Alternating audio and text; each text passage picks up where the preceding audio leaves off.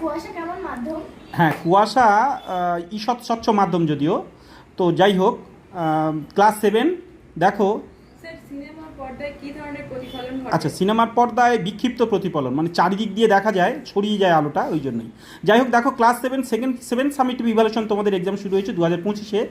আর science, এখানে science বলতে শুধু এখানে ভৌতবিজ্ঞান পার্টটা, আর এর পিছনে আছে লাইফ সায়েন্স অর্থাৎ জীবনবিজ্ঞান পার্ট। তোমরা দেখো প্রত্যেকটা যেটা ডবল দাগ এবং গোল দাও, এটাই কিন্তু সঠিক উত্তর। ছেলেরা এখনই জিজ্ঞেস করছিল এই যে কুয়াশা ঈষৎ স্বচ্ছ আর সিনেমার পর্দায় কীরকম প্রতিফলন ঘটে, নিয়মিত না বিক্ষিপ্ত, এটা হচ্ছে বিক্ষিপ্ত প্রতিফলন ঘটে। বাকিগুলো দেখে নাও, উত্তর করে দেওয়া আছে।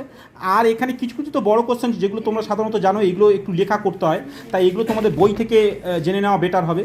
আর বাকি জীবনবিজ্ঞানের অন্যান্য প্রশ্নগুলো এখানে একটু দেখে নাও, দেখো। আর এই মানে ভৌতবিজ্ঞানের, আর এইখানে দেখে নাও জীবনবিজ্ঞানের কিছু কিছু কোশ্চেন্স যেগুলো ওই দাগ দেওয়া আছে, সেগুলো এইরকমই। কিন্তু এই প্রশ্ন একবীজপত্রী বীজের বীজপত্র কীরকম, এইগুলো তোমাদের বইয়ে কিন্তু এইভাবে নেই, আমি উত্তর করে দিয়েছি। মানুষের গন্ধে, এই যে মানুষের ঘামের গন্ধে উদ্বায়ী যৌগ, এটা যা ড্যাশ মশা চিনতে পারে, অ্যানাফিলিস মশা, বুঝতে পারছো তো? এইগুলো এরকম করে যদি পরীক্ষার যৌগটা কী দেয়, তাহলে ওটা যদিও তোমাদের এক্সামে নেই, তোমাদের বইয়ে নেই। তো যাই হোক, এই হলো। যেমন ফেরোমন কি, খুবই ইম্পর্টেন্ট কোশ্চেন। এই সাপ কেন প্রায় জিভ বার করে, জ্যাকবসন অর্গানস ঘুরিয়ে দেয়, এটা ভালো করে লক্ষ্য করবে।